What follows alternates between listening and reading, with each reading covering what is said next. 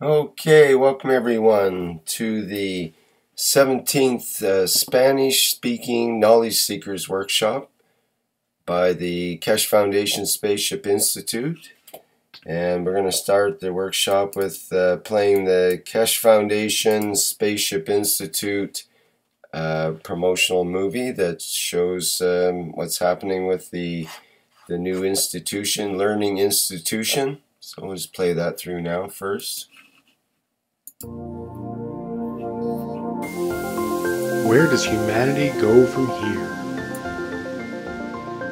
What have we tried to do? What if there is more, much more? The Keshe Foundation is proud to announce a new way to bring humanity forward through technology that brings humanity in line with the natural operation of the planet and universe itself. New science and technology discovered and developed by the nuclear engineer Moran Keshe centers upon the use and control of magnetical gravitational fields. This new body of knowledge opens the road to hundreds of potential applications, which offer solutions to most of the fundamental problems of the world, such as water, food, environmental contamination, and shortages of energy. The Keshe Foundation is proud to unveil the Keshe Foundation Spaceship Institute. Nestled amidst the beautiful shores of Bari, Italy, the Institute is poised to become a central hub in the spreading of plasma technology and knowledge. With its state-of-the-art 21st century facilities, the Institute will be able to provide students and staff an immersive way to learn the plasma technology, to be the leaders of the new generation of scientists and plasma engineers. The Keshe Foundation has opened the door to the world for peaceful usage of technology that is independent of the limited resources that are available on Earth. This is an understanding of how everything works together in harmony in our universe, and it applies to everything from the smallest to the biggest, from atoms to galaxies. We all are able to collectively work together in pursuit of knowledge, innovation, and solutions for our society. This learning environment is new to the world, where there will be no test to confirm your understanding. The knowledge of everyone will be respected and allowed to flourish in a nurturing environment. Hands-on testing and experimenting will be widely used in conjunction with roundtable discussions to bring all opinions and knowledge forward. Students will be introduced to a change in the ethos of working in collaboration. Students will experience firsthand how we share knowledge in a free and open manner. Graduating students are expected to share the knowledge they gain from the university within their respective communities and nations. All formal teachings, lectures, and presentations will be in the English language, with technology available for immediate translation. Keshe Foundation Spaceship Institute will be offering 3-year executive master programs for undergraduate degree students and 1-year executive master programs for graduate degree students in the following fields: space transportation, new plasma technology, health, agriculture, materials, energy. The health section is designed to make students able to live in space without the need to return to Earth. To this end, the Keshe Foundation Spaceship Institute has found processes for many diseases including ALS, cancer, coma, epilepsy, multiple sclerosis. Keshe Foundation Spaceship Institute will offer online teaching courses which will enable anyone, anywhere around the world to enroll and increase their knowledge and understanding. Students will have the opportunity to direct their work towards commercial spin-offs and seek funding through the help of the Keshe Foundation. The access to the new science and new technologies is openly available for peaceful use to the benefit of mankind to make a better world today. Now you can be part of the changing world and the new knowledge. All commercial spin-offs are intended to be open source and patent-free. This is part of the core ethos of the Keshe Foundation and the Keshe Foundation Spaceship Institute. Keshe Foundation Spaceship Institute will have its official inauguration on April 21st, 2015, with courses commencing soon after on May 4th, 2015. The students of the Keshe Foundation Spaceship Institute will be the leaders of the future who will make changes in all areas of space technology, science, medicine, agriculture, and energy. Anyone is able to apply, but acceptance is through invitation only. No prerequisites are required. We will be accepting approximately 250 students for the 3-year Executive Master's Program and 120 students for the 1-year Executive Master's Program. We welcome humanity's participation in the knowledge of the Keshe Foundation Spaceship Institute. Where does humanity go from here? That is up to you. Apply today.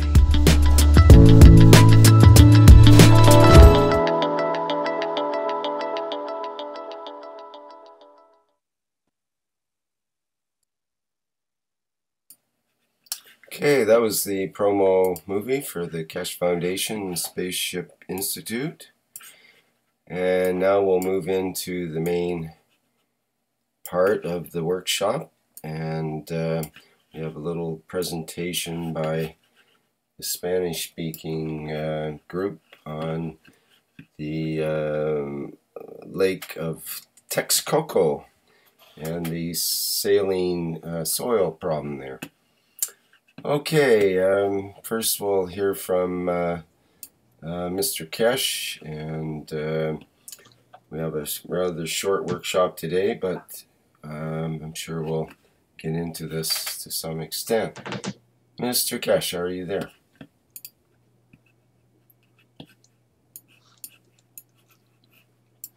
Maybe he isn't. Okay, have to bring them in here.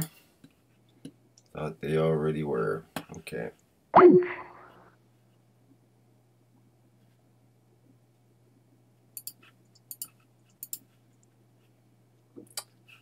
Okay, just bear with us while we bring in the Spaceship Institute.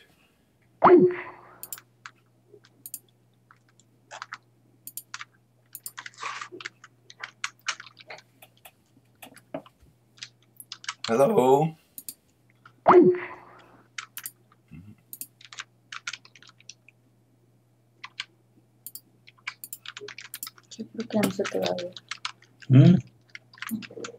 Hello. Hello. Hi, Mr. Keshe.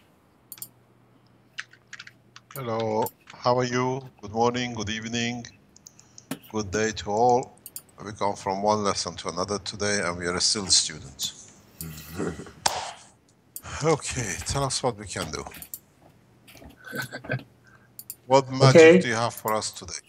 Okay, you want to take it away there, Enrique, and I'll show your presentation? Yes, please. Hello, Mr. Keshe. I'm sorry, but my live stream is not showing the images. But I have the presentation with me, and if you, Rick, help me telling me which is the one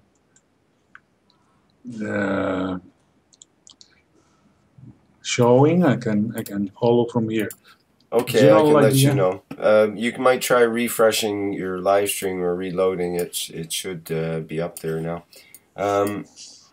Okay, so we move into, first you have your initial picture there, and then the picture of your logo, lovely Keshe Foundation Mexico logo, and it says Lake of Texcoco near Mexico City. What can we do with plasma technology? And then we'll get into the next frame here. Salty soils of the former Texcoco Lake. And then it gets into the vase of Texcoco Lake, salty soils. Do you want to mention something about that? Very well, Mr. Keshe. This is a very open question, because I'm getting involved in the project that I'm going to show you, and it has many components, technological components, and I guess with your technology, we could offer some possible solutions, or at least use it as a scenery for experimenting something. This is a lake. It used to be the lake where Tenochtitlan, the capital of the Aztecs, was founded. And it was a real lake, and the city of Mexico grew around it, around Tenochtitlan. And you can see in the image how large it is now. It is a 22 million people city, or a group of cities, and it has many problems. One of them, obviously, is the water. It has to bring water from other watersheds. It has to pump water from the aquifer and take care of not drying it so much. And then what do we do with the water? We send it to the sewage, and it creates a problem with the rains and storms. And this vase, if you go to the second image, that is called 1 out of 5, the base of the lake was drained, was dried, because there were some floods in the city 2 centuries ago, and so it became dry.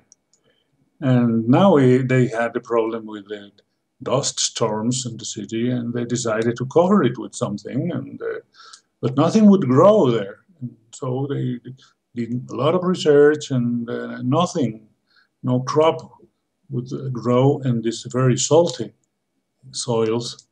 And finally, they found a grass, and they covered it more or less with that, and that solved that problem. But the water still is the problem. And they came up with a small lake, artificial small lake, and they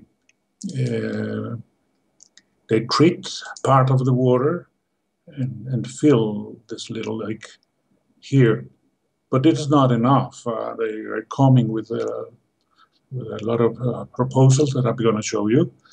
And also in the northern part of this area, they're going to build a new airport that is already being designed and decided to be there. So if you go to the next slide, the 2 out of 5, it says the present situation. You can see how big is that area, and the city around it, all around the bottom, the left, and the right, and everything.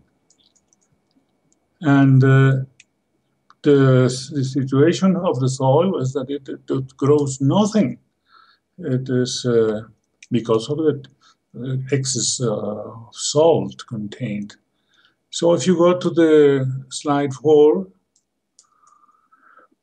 you can see a scheme drawing, which you see the green areas are the free areas, and there's a red figure there, which is Lake of Texcoco, but it is the area that is dedicated. It belongs to the airport authority now, and they are not going to use it completely. It's just a strip for the airplanes and the terminals and whatever, and the rest of the surface, they want to come up with an environmentally sound solution and look for the possibility of planting crops there, solving the salt problem. And it's not that easy. They're also going to build parts of, not parts of the old lake, but they are coming up with a solution. If you go to the number 5, it's called 5 out of 5. It shows a group of sewage treatment plants, and they have one here at the bottom that's going to be refurbished. It treats 1 cubic meter per second, and it's the only one that exists already. But they are going to build 3 more very large plants, which you can see along the red line in the center of the image. And 1, 2, 3, those are 800, 400, or 165 liters per second. And 21 new minor plants, which are along the runoff, what used to be the rivers coming to the lake, filling the lake. And that's the main action that they are going to build. But I wonder, because if you see these circles in green, I just point the possibility of using those areas for crops. They want to solve the problem here at the center of the Lake of Texcoco, but there are other areas that could be used for crops if they are eatable crops, food crops. They could serve the many cities that you saw that surround the lake, which is poor people. Those are people that have come to the city from all parts of the country, and they have settled outside of the city, and they settled in very poor conditions. They need many things. So the possibility of using those soils for crop production is interesting. You can see the yellow ring at the upper part of the drawing. It used to be an evaporator of the salt water, and they got salt and algae. But now it's abandoned. It's not being used, but it is a soil that is excessively with salt content. So I thought, well, I see the situation with the water and the treatment. I don't like the solution they put, but yes, they express it with this very engineering solution of many plants. And I've always thought that the treatment should be done in the city, but they like to put it at the end of the city. And that's why they bring those plants here. What could the Keshe technologies, the plasma technologies, could offer for this project that is going to take many years to be built? And maybe we can use it for experimentation, or maybe to suggest other things. I'm going to have the possibility of suggesting it. And this is the main question. If it is a so salty soil, and after what we saw on the possibility of using the CO2 gas for improving the productivity of the soil, that we are going to try. And is it possible to find a solution or to propose an experiment for finding, or perhaps looking at the soil as a desert, and come up with your idea of not needing to use the soil or to recover the desert? And can what I ask else? you a question? How did the Spanish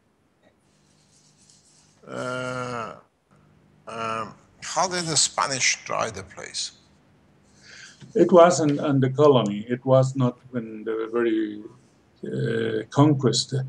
So as 2 centuries ago, it was already Mexico, and you could say that it was the Mexicans, but it was the powers always been in the Spanish descendants, and this was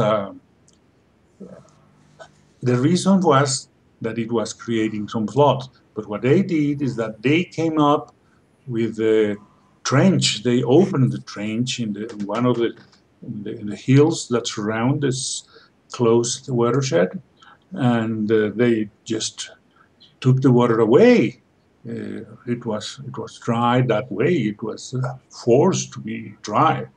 It was not by But where did the evaporation. water go? Where did The the water water go? goes. What did The they water use it goes for? to the other watersheds that are around, and it was so soon. It just went through the rivers that around there, and now you should you should see that the wastewater still runs. If you see on the image 5, you can see a white line on the left, and this is a huge channel that takes the water again out of the watershed.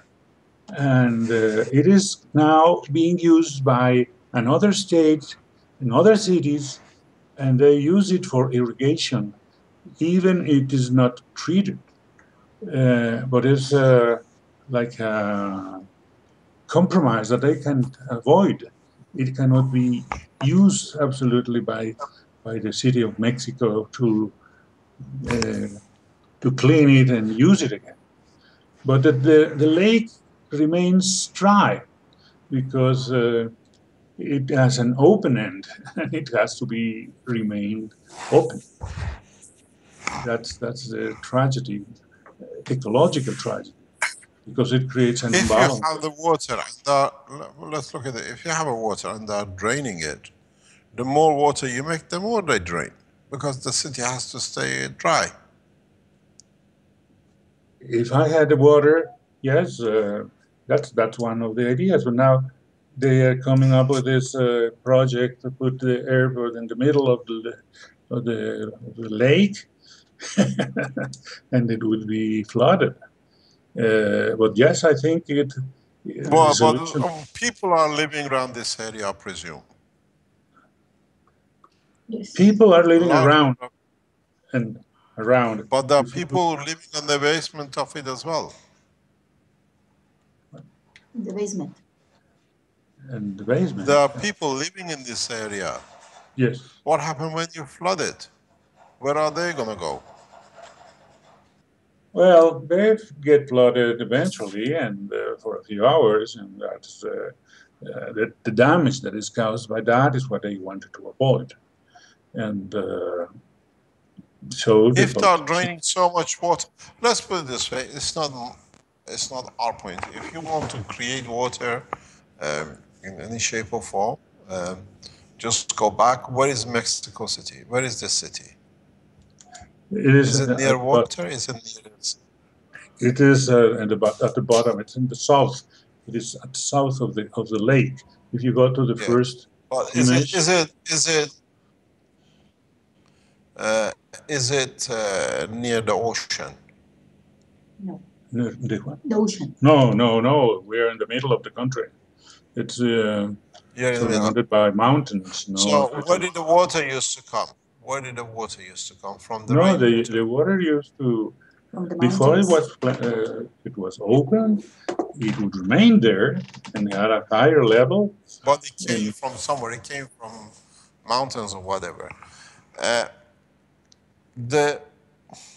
Let me go back into something very straightforward in a way. If you are planning or you're thinking to process that you can create water, hopefully you have two choices. Try to find out the process to use the maggraph system to create rain. Yeah. Or try to create, I was with some people yesterday who are involved in water system for another dried lake in another part of the world. I was having you mentioned dinner with them yesterday. There are two opportunities: to create large amount of water, but in small quantities. What it means, you create systems which they can convert maybe 2-3 liters of water a day, but use 20, 30, 40, 50,000 of them. Okay. And if the water is not used, then you let it accumulate, because the evaporation is more than absorption, because whatever is evaporates gets back on again. Yeah. We will release this technology hopefully in the next 2 or 3 weeks when you come back here, or people who come for the opening of the institute. I wish I could. So we should have the apparatus to show it, at least the fundamental working of it. Mm-hmm. And the only thing is, this is what I explained and what has been explained to you before, and some of you, one of your colleagues showed us in the last time, and we showed it back again in comparison in parallel. And that is creating, I'll go back to the nature. The moisture in most of the leaves of the plants and trees and whatever, Yes. created under the same condition as the CO2 is absorbed. Mm-hmm. If you create a system which can create what I call gravitational magnetic field Yes. of, I don't have a camera here, I can't draw anything, I don't know what happened. If you can create gravitational magnetic field of the water, which we have done, it's been shown, yeah? Yes. Yes. Then you can produce as much water as you like. Yes. I can You see don't that. need a three-dimensional. You don't need a three-dimensional. What do you call it? Set up. Reactors. Okay. But Yes. but the same. Let's look at it. I'm gonna go live if we can put a live one, because we have to stop very soon. We're gonna get asked to leave. Yeah. Well, not really. Okay. Okay. We don't have a camera. We don't have a camera to show you. If hopefully try to bring it up, because it's near 6 o'clock. We have to leave. In the next workshop, for beginning, we start explaining how to create water. Fine. Fine. I like that idea. I suggested tanks. it as one of the Yeah. solutions. Yes. Yeah, And, you cannot produce tanks of it, or you cannot. But because it's been in the environment where the moisture is, all you do the job of the cloud. You extract yeah. moisture from the air. Great. Yeah. I see that. I So see that. Yes. But you can manage it. Pardon? It And costs then you less can than manage that those it amounts. costs less than $1, $2 a set to make. We're not talking about millions. And if you had 20, 30, 50,000 of them around, you produce 100,000, 200,000 liters of water a day. Yeah. Very and well. I think any will do that. Okay. Should I translate now? Yes, because Okay. we have to leave here. We're about 6 o'clock. Yeah, don't worry. Okay. Well, if you have to leave... Carry on translating. Carry on translating. Ok. Amigos, el señor Keshe, como siempre, les saluda y nos presenta una idea. Nos pidió que tradujéramos al español el taller, el workshop de salud de esta ocasión. Lo vamos a hacer y les avisaremos cómo lo vamos a poner disponible, porque parece que es un conocimiento que es importante de tener. Después le estamos presentando el caso del lago de Texcoco, que está cerca de la Ciudad de México, y reconstruimos la historia rápidamente de que este era el lago precisamente donde se fundó Tenochtitlan, la capital del Imperio Azteca, y así estuvo como lago maravilloso, que tuvo algunos arreglos por Nezahualcóyotl, etcétera, etcétera. Pero cuando vino la conquista y luego la colonia, la Ciudad de México, que se construyó en Tenochtitlan y la destruyó, decidió que había que controlar el agua porque inundaba en ocasiones a la Ciudad de México. Y esas inundaciones pues, no eran muy bien recibidas. Entonces, no teniendo otra solución, otra idea, alguien dijo, vamos a hacer un tajo, una salida del agua de esta cuenca cerrada que es el Valle de México, y se hizo una excavación muy grande y se sacó el agua, se dejó ir el agua y el lago quedó seco. Entonces ya no había inundaciones por ello, pero había otros problemas, un desbalance ecológico enorme, hizo que tuviéramos este gran problema. Esta zona del fondo del lago tiene un gran contenido de sal y no es un terreno que se pueda usar en agricultura, pero tampoco como el lago. Entonces, la búsqueda de solución para evitar las tolvaneras, las tormentas de polvo que llegaban a la ciudad, ahora en vez de inundación de agua, era inundación de polvo, hizo que se buscara una solución de cubrir con algo, pero no había ningún cultivo que permitiera que se sembrara ahí y que cubriera la superficie. Entonces, se hizo una comisión de investigación de muchos años y se encontró un pasto que resiste la salinidad que tienen estos suelos. Y ustedes pueden ver en la primera de las imágenes, la 1 de 5, cómo está cubierto de una pelusa verde, digamos, y también se le hizo un lago ahí de agua tratada con una planta, pero resulta que no es suficiente. La ciudad ha crecido tanto y todo que lleva demasiada agua tratada.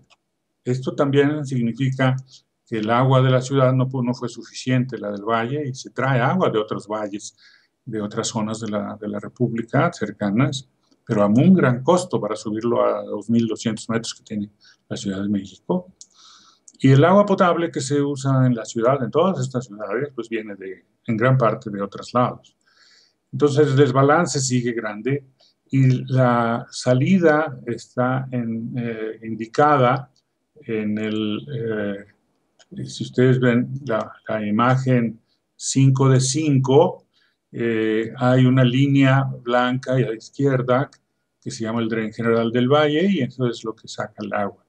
Ahora se quiere tratar de aprovechar esto de otra manera y se quiere hacer dentro de el área del lago. Si ustedes ven la imagen 4 de 5, una zona roja que es un territorio que está reservado para la autoridad del aeropuerto nuevo que se va a construir acá, que es excesiva, pero deliberadamente es excesiva para que se busque una solución ecológica en esta parte. Y ustedes pueden ver también en la lámina que tiene a la derecha el 5 del 5, que se plantea también hacer una serie de grandes plantas y pequeñas plantas de tratamiento para tratar de usar esa agua tratada en estos lagos, del lago Naborcarrillo que dice ahí y demás. Pero la verdad es que no se tiene un pensamiento de volver a usarla, de potabilizarla, ni mucho menos. Pero en búsqueda de una solución ecológica, lo primero que me preguntaba el señor Keshe para entender la situación fue cómo se secó este lago y por qué. Le dije, no fue por evaporación, fue forzado, etcétera, como ustedes ya oyeron. Y entonces él con su visión de las tecnologías y toda esta maravilla que ha desarrollado, pues nos dice, ¿por qué no volver a poner agua en el lago? ¿Por qué no usar la tecnología de los campos magnéticos gravitacionales para atraer la lluvia aquí, no en otro lado, y tener que se llene el lago con el agua que se puede tener, sacando en varias partes con estas técnicas agua y estar llenando el lago todos los días y poder tener entonces una superficie suficiente y un manejo ahora moderno de la cantidad de agua que hay en el lago y evitarse toda la problemática de querer transformar ese fondo salado en algo agrícola y darle otra vez una vuelta ecológica que no necesariamente es la que pide la Tierra. La Tierra por algo puso ahí su lago y podemos pensar en volver a tener lago en la parte que se pueda. Quizá no completa, sino con zonas como este propio lago, ir poniendo lagos que cubran esa superficie, pero con agua que sea producida.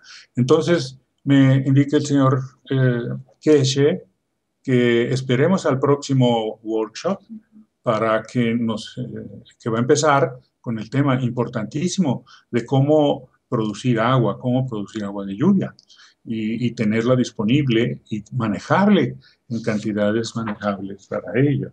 ¿Sí?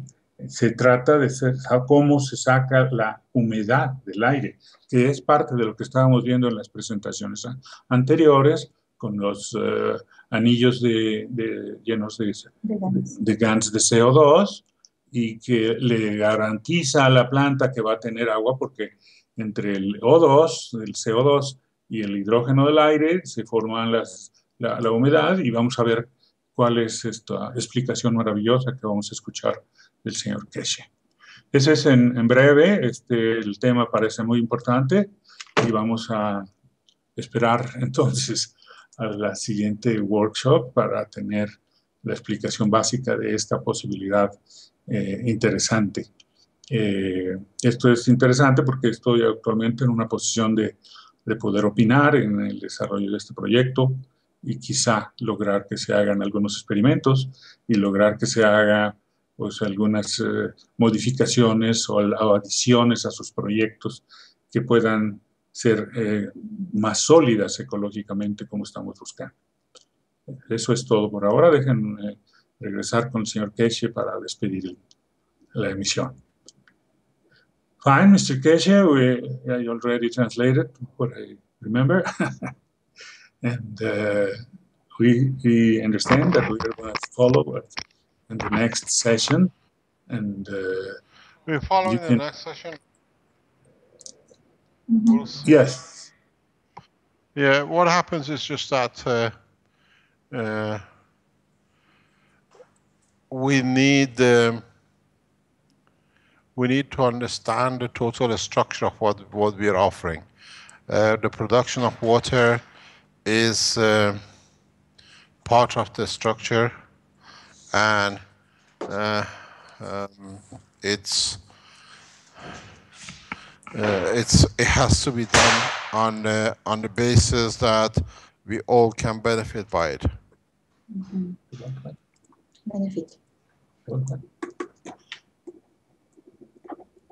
Oh, yes. The ecological balance will be when the water is there. Yes. Y nos dice el señor Keshe que vamos a poner esto de la producción del agua dentro de la estructura de todo el sistema ecológico y lograr los beneficios que originalmente se tienen, y que la Ciudad de México, pues como lo contaba yo, pues tiene un desbalance de agua terrible, y con esto se puede lograr un mayor equilibrio ecológico y unos beneficios muy directos a todo el sistema. Okay, very well, Mr. Keshe. Thank you very much. Thank you very much. We see what we can do. Yeah. Okay. I appreciate that. Thank you. Thank you very much indeed. Thank you indeed. Bye. Bye. Bye. Okay. El señor Keshe se está despidiendo y nos dice que vamos a ver qué se puede hacer aquí, qué se puede proponer, y parece que yo voy a tratar de hacer una ilustración de lo que sería la estructura ecológica completa y lo que pues significa volver a poner agua dentro del sistema. Okay? Fine, Rick. Okay. Thank you. Thank you, Enrique. Great job there. Another little advance to this whole project. It's good. Okay, that's the end of the 17th Spanish-speaking Knowledge Seekers Workshop. Thank you, everyone, for attending. Thank you, everybody. Bye. Thank you.